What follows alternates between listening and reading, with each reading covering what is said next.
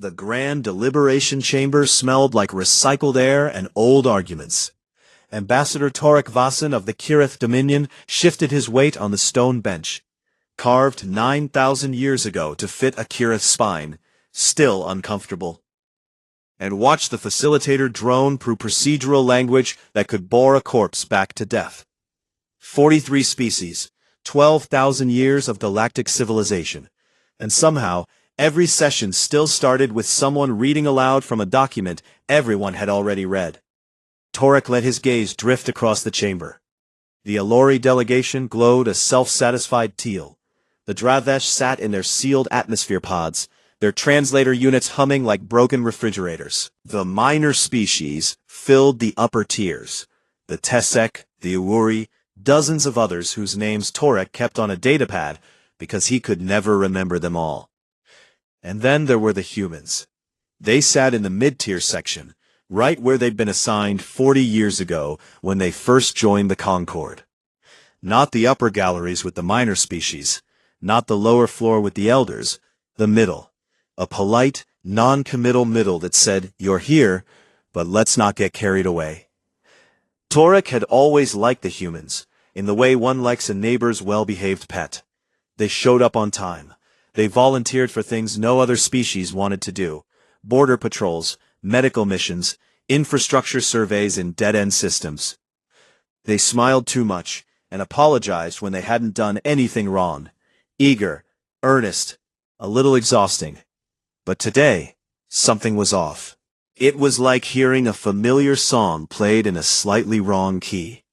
The human delegation was present, seated, dressed in their usual dark formal wear. But the energy had changed. Their lead ambassador, Helena Vasquez, sat with her hands folded on the desk in front of her. No datapad, no notes, no coffee. And humans always had coffee. Torek had once joked to a colleague that if you wanted to cripple humanity, you didn't need a fleet. You needed to destroy their coffee supply. Helena wasn't smiling. She hadn't smiled in 3 sessions, Torek realized. He'd noticed and filed it under "Not My Concern." The junior human staffers, usually the loudest networkers at every reception, shaking hands with anything that had hands to shake, were quiet, still. Some of them had cleared personal items from their desks. Small things. A photograph here, a pen holder there. Torek noticed this the way a lizard notices a shift in air pressure. With instinct, the facilitator called the vote on Resolution 1-1447. It had a proper bureaucratic name, the Redistribution of Emergent Navigation Corridors Act, which was the Concord's way of making theft sound like accounting. The resolution would transfer control of 17 FTL pathways built by human engineers, funded by human resources, and maintained by human crews to a joint oversight body controlled by the 3 elder species. The justification was standard. Humans were an emergent civilization, and critical infrastructure required established stewardship. It was, in plain language, a mugging dressed in a policy brief. Torek voted yes. He didn't feel great about it. He also didn't feel terrible. The humans had built impressive things, certainly. But the galaxy ran on hierarchy, and hierarchy meant the elder species managed the important systems. That was how it worked. That was how it had always worked. The humans understood this. They had to. The vote passed 34-9. The humans voted against. So did the Tesek, and a handful of other minor species who ran their trade through human-built corridors. It didn't matter. The Elder Coalition had the numbers, and the numbers were the only thing that had ever mattered in this chamber. Facilitator Owen, their bioluminescent skin pulsing a calm administrative blue, turned to the human delegation. Standard procedure. The losing side was given the floor for a response. Everyone knew what came next. A speech, measured disappointment, a gracious acceptance wrapped in a request for future consideration. The ritual of the outvoted. Torek had seen it 1,000 times. Every species did it. You lost, you made your little speech, you sat down, and the galaxy kept turning. Helena Vasquez stood. She looked at the chamber, not at the facilitator, not at the elder delegations. She looked at the room itself. The ancient walls, the carved stone, the holographic emblems of 43 civilizations glowing in their designated sections. She looked at it the way someone looks at a house they're about to leave for the last time. "We thank the Concorde for its clarity," she said. 7 words.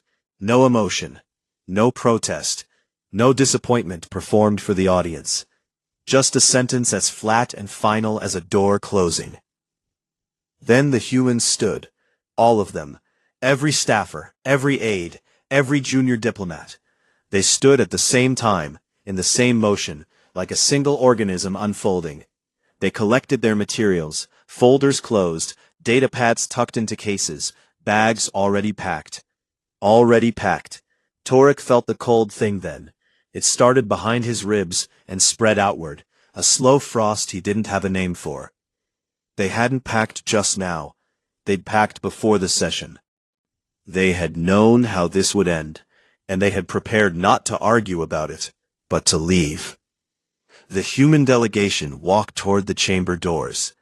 Not fast, not slow, not angry. The way people walk through an airport when their flight is confirmed, and there is nothing left to do but go. No one stopped them. That was the strangest part. 43 species in that room, thousands of diplomatic staff in the halls beyond, and not a single voice called out. Not because they didn't care, because they didn't understand. This didn't happen. Species didn't leave the Concorde. The Concorde was galactic civilization. Leaving wasn't a political act. It was conceptually impossible, like a fish deciding it was done with water. The chamber doors opened. Helena Vasquez walked through without looking back. The doors closed behind them with a sound that was too soft for what it meant. Torek stared at the empty seats. The human section of the holographic wall, the blue-green marble of Earth spinning in its little designated frame, flickered once. Then it went dark. The silence in the chamber was not the silence of shock. It was the silence of a room full of people who had not yet realized what had happened to them. Like the moment after an earthquake, before anyone checks if the building is still standing. Facilitator Owen's skin cycled through 3 colors in rapid succession: confusion, alarm, and something Torek had never seen on an Alorai before. Something that looked a lot like fear. "We will take a brief recess," Owen said. Torek didn't move. He sat in his ancient stone seat and looked at the empty desks where the humans had been. Small metal plates, standard issue, with Earth, United Nations delegation etched in Concorde standard. The nameplates were still warm from their hands. He kept staring at those desks long after the other delegates filed out. Long after the chamber lights dimmed to standby. Long after the cleaning drones hummed through on their nightly route and paused at the human section because there was nothing to clean. Torek Vassin sat in the empty chamber and tried to name the cold thing behind his ribs. It wasn't anger. It wasn't confusion. It was the feeling of standing in a building and hearing for the first time the sound of load-bearing walls beginning to crack. 48 hours after the humans walked out, Facilitator Owen of the Alori Collective floated in the center of their private chamber and told themselves that everything was fine. The humans would come back. They always came back. They were young, emotional, prone to dramatic gestures that looked impressive but lacked follow-through. This was a tantrum, a negotiation tactic. Within a week, Helena Vasquez would send a message requesting a meeting, and the Concorde would graciously allow the humans to return with some minor concession that would let everyone save face. Owen had seen this before. Except they hadn't. Not once, in 12,000 years of Concorde history, had an entire delegation walked out. Species had threatened to leave. Species had boycotted individual votes. One species, the Vren, had recalled their ambassador for 2 months in a dispute over mining rights 3 centuries ago. But a full withdrawal, with packed bags and a dark emblem wall? Never. Owen's skin pulsed an involuntary amber. They forced it back to neutral blue and opened their morning briefings. The first message was from the human embassy on the spire. Or rather, it was about the human embassy, because the embassy itself had gone dark. Sealed doors, communication channels closed. The staff, all 46 of them, had retreated inside within an hour of the walkout. Security scans showed they were still in there, alive, just silent. The second message was from Concord Administrative Services. It was flagged routine. It was not routine. Overnight, the Concord's automated systems had received 163 formal notifications from Earth's government. Not declarations, not protests, paperwork. The quiet kind. Termination of bilateral research agreements, withdrawal from joint scientific missions, cancellation of personnel exchanges, recall of human medical staff from 14 off-world postings. Owen read the list twice, then a third time. The medical recalls alone covered 6 Kireth border colonies, 2 Alory research stations, and a Dravesh habitat ring. The humans had been running plague treatment programs on the Kireth borders for 6 years, free of charge. They had been staffing an Alory deep space observatory because the collective's own scientists found the posting too remote. They had been maintaining water purification systems on 3 Dravesh colonies that the Communion had simply never gotten around to fixing. Owen had not known about the water purification systems. Owen suspected the Dravesh hadn't either. The third message was from the Kireth Dominion's health ministry, and it was not calm. The human medical teams on the border colonies had begun packing. The Kireth officials on site were asking what was happening. No one had thought to. Owain closed the message and floated in silence for a long moment. The emergency session convened at midday. The Elder Coalition filled the lower floor. The minor species sat in the upper tiers, quieter than usual. The human section remained dark. Ambassador Torek Vasin of the Kireth arrived looking like he hadn't slept. His scales had the dull, grayish tone they got when a Kireth was under stress. He took his seat without greeting anyone. The Dravesh ambassador, a being named Counselor Hosh, spoke first. His translated voice came through with the usual mechanical flatness, but his words carried the particular confidence of someone who had never been wrong about anything and saw no reason to start now. The humans are posturing, Hosh said. They depend on Concord trade networks for 60% of their external commerce. They cannot sustain independence. Within 30 days, economic pressure will bring them to the table. I recommend we do nothing and allow reality to correct their behavior. Several delegates murmured agreement. Owen watched the room and said nothing. A Tessic delegate in the upper tier raised a manipulator arm. The Tessic were small, 6-limbed, and easy to overlook, which was, Owen reflected, probably why they got along so well with the humans. Facilitator, the Tessic said, our Commerce Office has received a trade proposal from Earth's government, directly, not through Concord channels. They are offering us preferential tariff rates on 3 categories of goods we currently import through Kireth intermediaries. The murmuring stopped. When did this proposal arrive? Owen asked. 6 months ago, the Tessic said.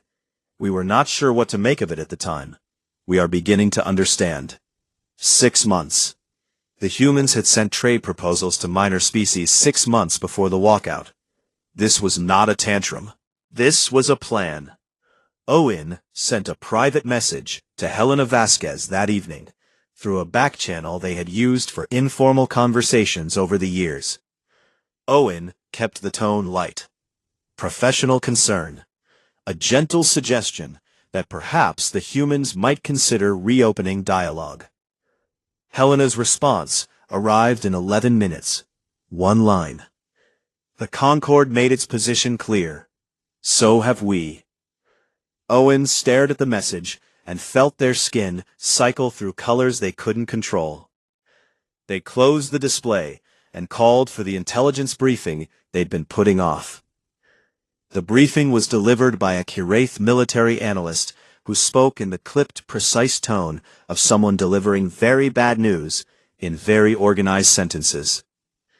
Human fleet movements had been detected across multiple sectors. Not aggressive positioning. Not the massing of warships at borders that would signal a threat. The opposite. The humans were pulling back. Every ship assigned to joint patrol duties. Every vessel supporting Concord peacekeeping operations. Every human military asset operating in shared space was moving toward human-controlled territory. 12 systems along the Kirith-Alori border that human ships had been quietly patrolling, voluntarily without formal agreement, simply because someone needed to and no one else had bothered, were now unguarded. Those systems sat on a corridor that pirates and smugglers had used for centuries. The humans had kept it clean for the last 15 years. No one had asked them to. No one had thanked them for it. And now, no one was doing it.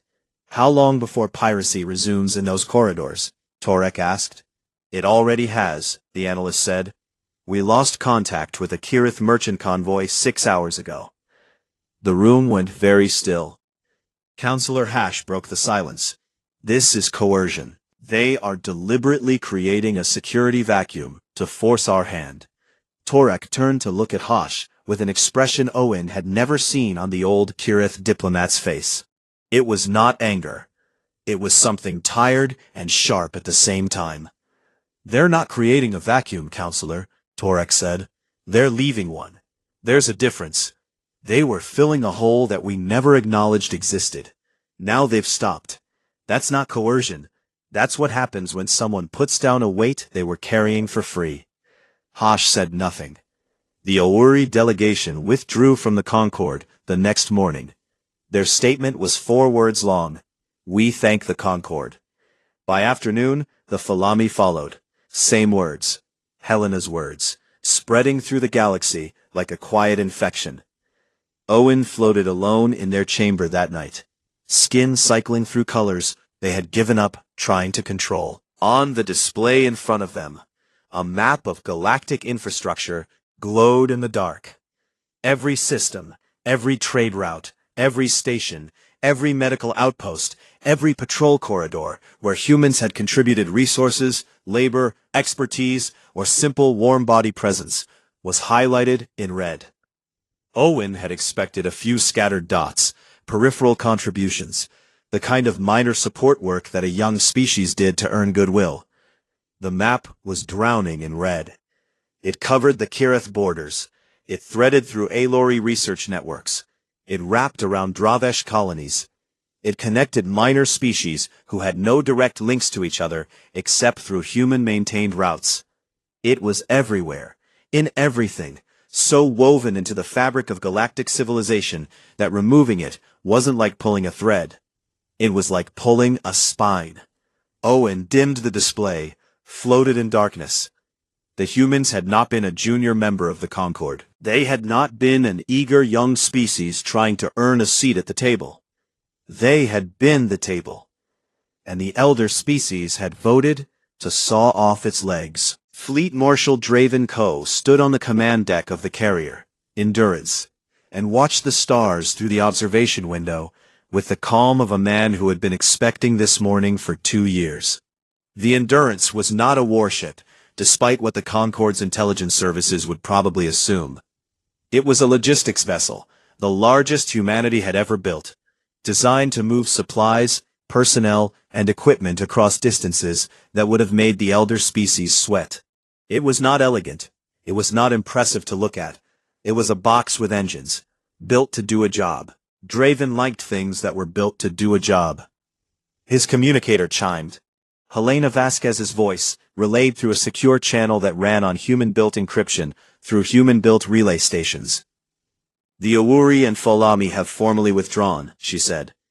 Tessek are signing the bilateral treaty today. Vren tomorrow.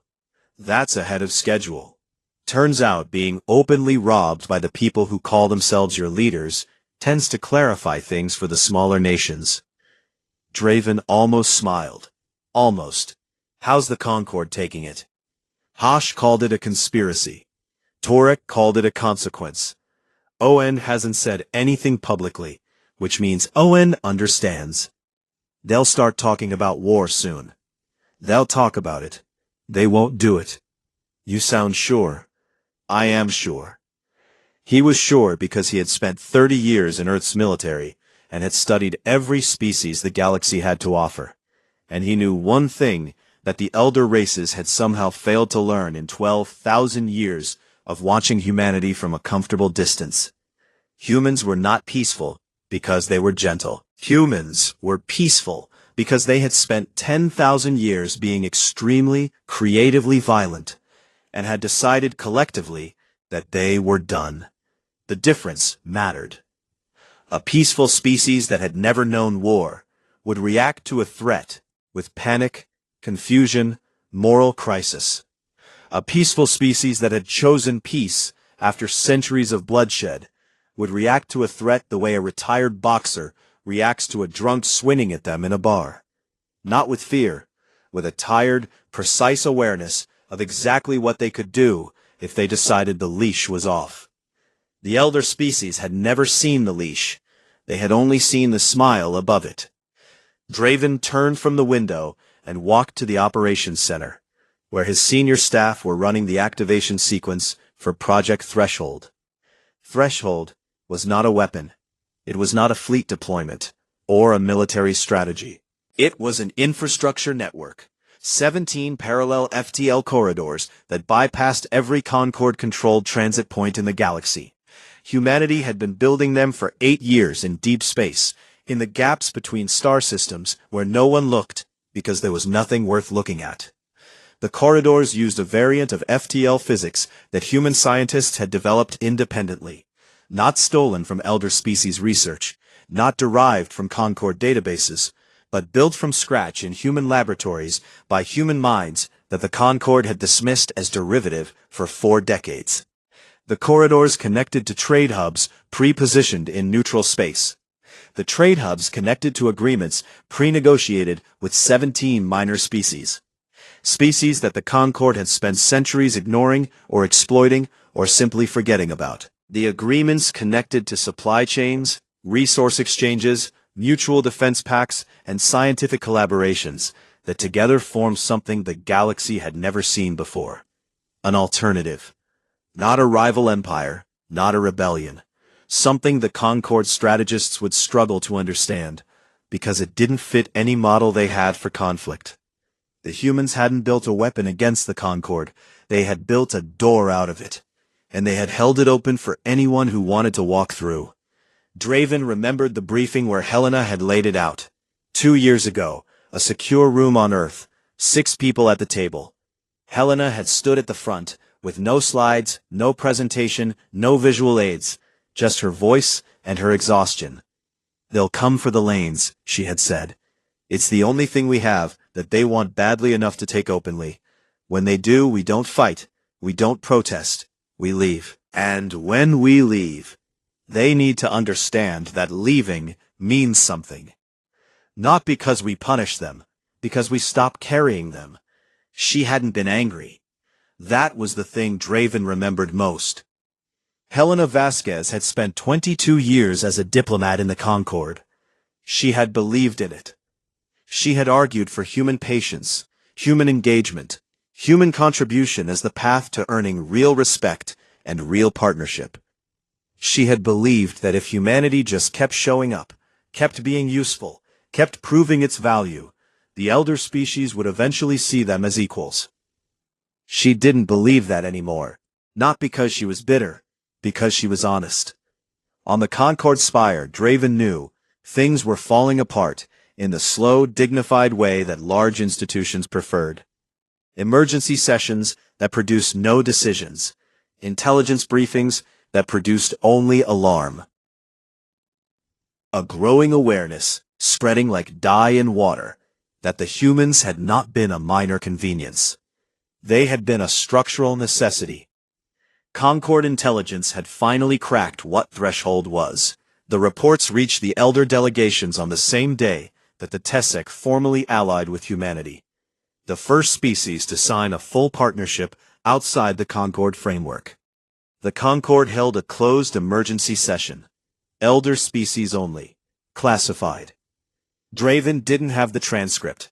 He didn't need it. He knew exactly how it would go. The Dravesh would call for military action.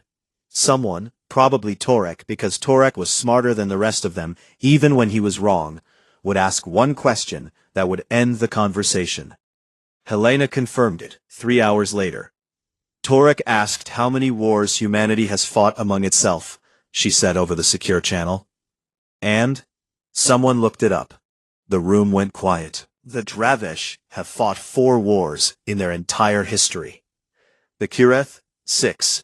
The Alori, none. They outsource their fighting. Humanity's count is in the thousands, and those wars produce the exact kind of military experience and institutional knowledge that you do not want to test unless you are very, very certain of the outcome. The war proposal? Dead on arrival. Draven closed the channel and walked back to the observation deck. Through the window, he watched the first human trade convoy move through Threshold Corridor 7, a chain of cargo vessels and escort ships gliding along a route that no elder species controlled, no Concord authority governed, no ancient institution could tax, or block, or redistribute. A new road, built not in defiance, but in necessity. Not to destroy the old world, but to survive without it. Other convoys were already forming. The Tessek had 3 ships loaded with rare minerals heading for the Threshold hub at Oryx Point. The Awuri were sending agricultural transports. The Folami had committed their entire merchant fleet.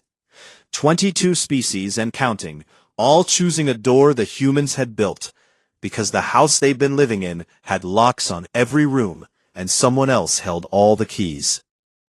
Draven stood at the window and breathed. He didn't smile. He didn't celebrate. He felt what he always felt at the end of a long operation. Not triumph, but a slow unclenching. A release of pressure that had been building for so long, he'd forgotten what it felt like to stand up straight without it. 40 years of patience.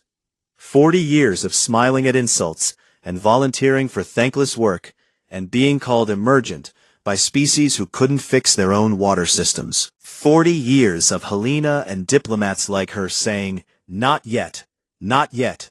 They'll come around. Just give it time." Time was up. Behind him, the operations center hummed with activity. Ahead of him, the convoy lights dotted the darkness, like a new constellation being written in real time. Draven exhaled. It felt like putting down something very heavy that he had been carrying for a very long time, and that no one had ever asked him to carry, and that no one had ever noticed he was holding. 6 weeks after the humans left, the plague came back. Torek Vassin read the casualty reports on his datapad during the morning transit to the Concord Spire, and the numbers sat in his stomach like stones. 47 dead on Kirith Colony Vesca 3, 112 on Vesca 7, 300 on the orbital habitat above Vesca Prime, where the human medical team had operated a treatment center out of a converted cargo bay for 6 years. The cargo bay was empty now. The human doctors were gone.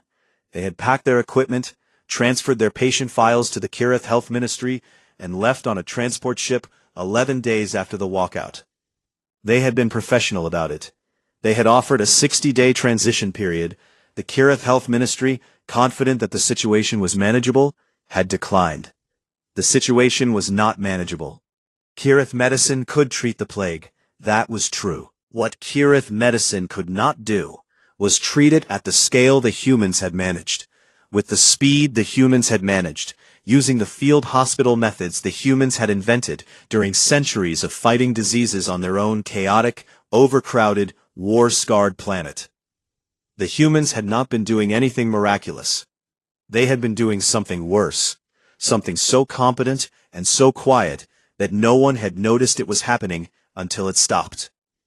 Torek closed the casualty report and stared at the wall of the transit car. A Kirith child was playing a game on a handheld device in the seat across from him. The child was making small, happy sounds. Torek watched the child's claws tap the screen and thought about the children on Vesca 3, and did not think about what he had voted for 6 weeks ago. He thought about it anyway. The Concord was still functioning. Technically, sessions were held. Votes were taken. Resolutions were passed, but the machinery was grinding in ways that produced sparks instead of motion. 3 more species had withdrawn in the past 2 weeks. Their statements were variations on the same theme. 4 words that had become the most dangerous sentence in the galaxy. We thank the Concord. Helena Vasquez's words, spreading, multiplying, each repetition a small, precise cut. The Dravesh communion was hemorrhaging money. Their economy, it turned out, had been running on tariffs collected from human trade routes. Tariffs the humans had paid without complaint for decades, because the cost of arguing was higher than the cost of paying. Without the routes, without the trade, without the quiet subsidy of human commerce flowing through Dravesh-controlled waypoints, the communion's budget had a hole in it the size of a small moon. Councillor Hosh had not attended sessions in 8 days. Rumor said he was in meetings with communion financial ministers. Rumor said the meetings were not going well. The Aelori had attempted to reverse engineer the threshold corridors. Their best physicists had studied the energy signatures, analyzed the transit data, run simulations for 3 weeks. Facilitator Owen had delivered the results to the Elder Council in a classified briefing that Torek was not supposed to know about, but did. We assumed their science was derivative of ours, Owen had said, their skin a flat defeated gray. It was not. Their FTL physics developed along a parallel track. In some areas, they are ahead of us. We cannot replicate the threshold corridors. Not in a year. Possibly not in a decade. The silence after that statement had lasted a long time. Torek requested a private meeting with Helena Vasquez. He did it through personal channels, not Concord ones. He used his own name, not his title. He wrote the request in simple language, without diplomatic flourish, because Helena had always preferred directness, and because he no longer had the energy for performance. She agreed. She named the place, a small station at the edge of human space called Meridian Point. Neutral ground. A trading post that served both Concord and non-Concord species. Torek took a personal transport. He did not tell the Concord he was going. The station was clean, modern, and efficient in the way human-built things tended to be. No ornamentation, no history carved into the walls, just good lighting and surfaces that worked. Torek found Helena in a small meeting room with a view of open space. She stood when he entered. She looked the same. That was the thing that unsettled him. He had expected something, anger, weariness, the visible weight of what she'd done.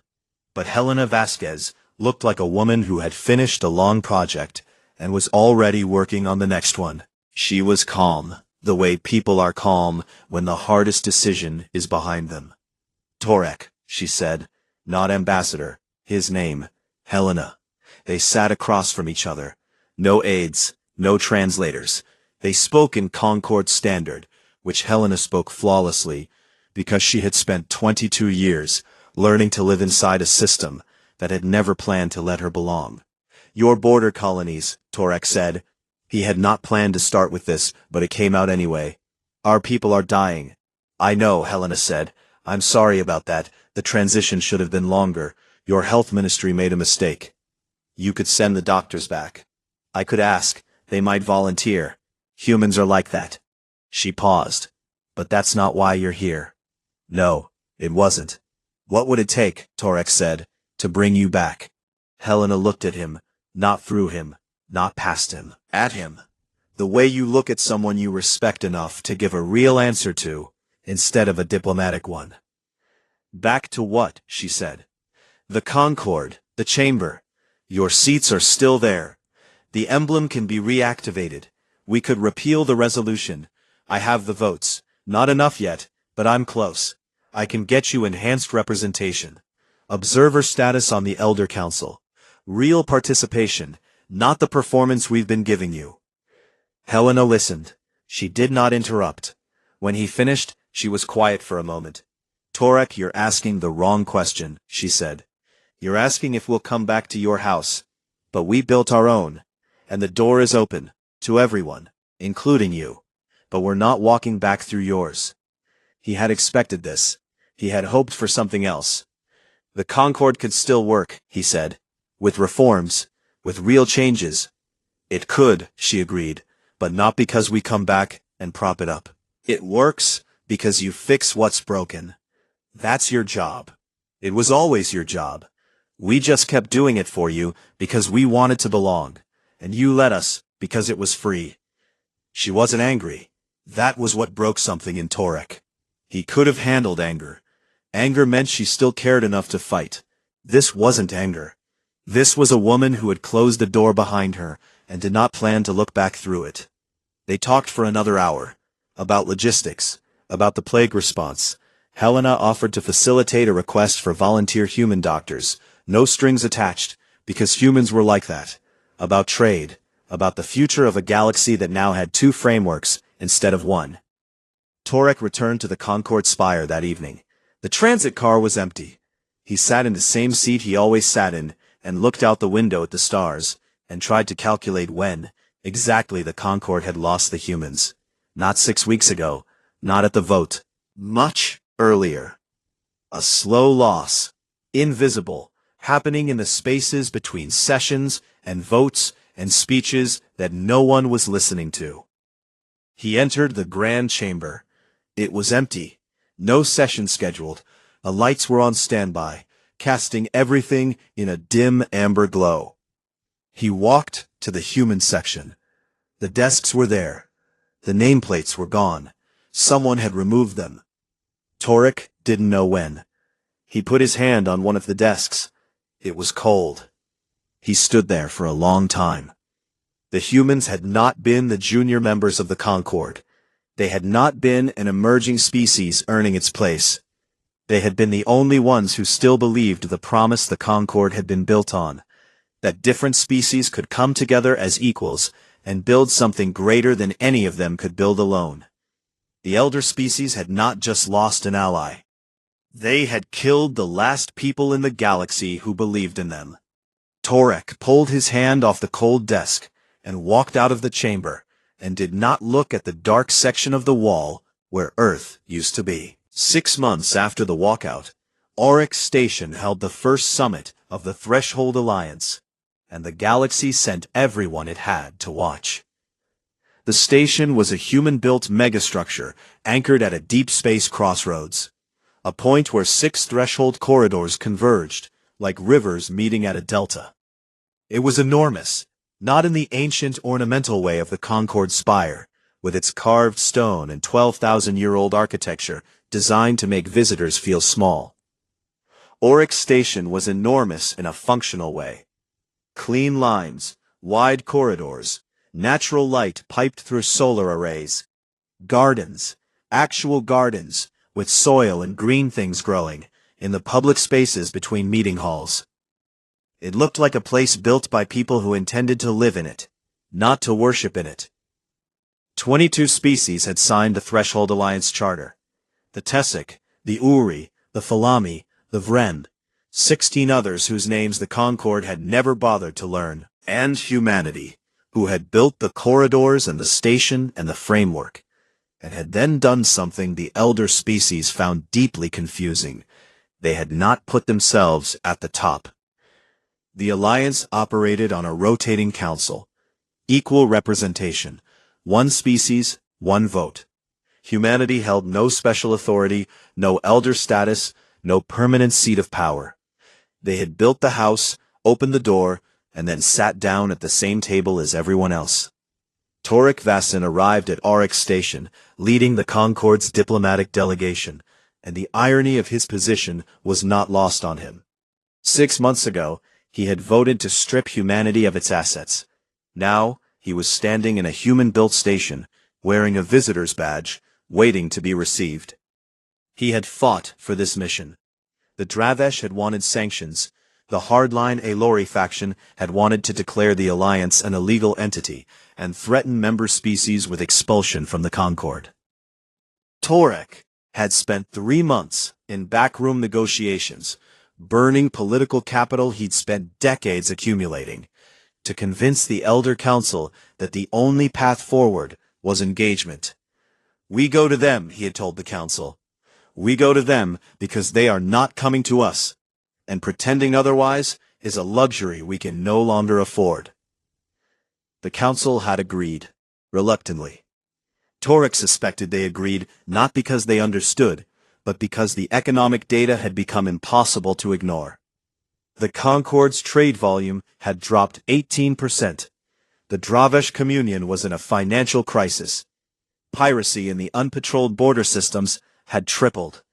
7 more species were in quiet talks with the Alliance. The Concorde was not collapsing. It was too old and too large to collapse quickly. But it was shrinking.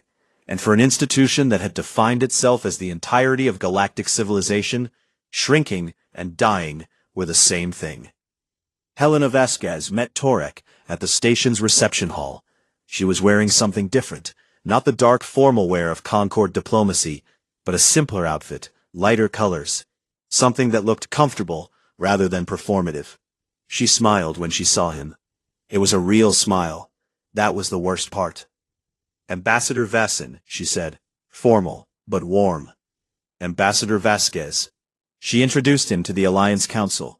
The Tessek delegate, a small, bright-eyed being named Pika, who barely reached Torek's knee, shook his hand with genuine enthusiasm. The Awari representative bowed in the traditional style.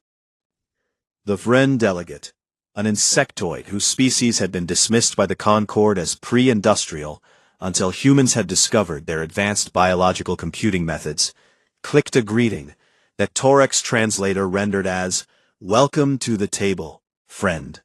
Friend. Not elder, not superior, not even equal in the careful, measured way the Concorde used the word. Just friend. Torek presented the Concorde's offer in the main council chamber. He had rehearsed it for weeks. Full repeal of Resolution 1-1447. A formal, public apology from the Elder Council. Enhanced human representation in the Concorde. A permanent seat on the Elder Council, the first ever offered to a non-elder species. Resource-sharing agreements. Joint infrastructure projects. Everything the humans should have had from the beginning. Offered now, because the alternative was watching the galaxy reorganize around a new center of gravity that the Concorde did not control. He believed in it. He meant every word. The Alliance Council listened with the respectful attention of people who had learned, through long experience, the difference between words and actions. When Torek finished, Helena thanked him and called a recess for deliberation. The debate lasted 4 hours. Torek waited in a lounge that overlooked the station's central garden. He watched a maintenance crew, human and Tessek working side by side, repair a water recycling unit.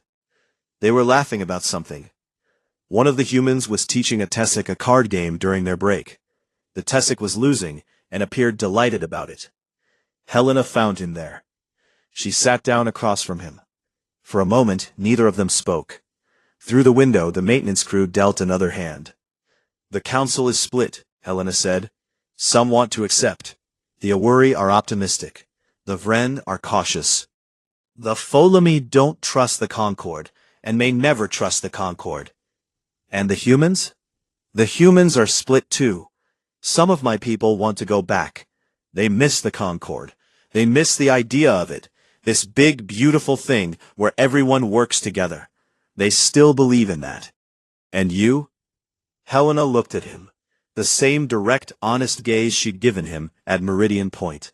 No performance, no diplomacy, just a woman who had spent her life building bridges and had learned, the hard way, which ones could hold weight. "I believe in it too," she said. "I never stopped. But Torek, believing in something and walking back into a burning building because you love the architecture are two different things. The Concorde isn't offering partnership. The Concorde is offering to let us back in because it's realized it needs us. That's not the same thing. It's just dependency wearing a nicer suit. It could become respect. It could, over time, with real change. And that change needs to happen whether we come back or not. That's the part your council doesn't understand.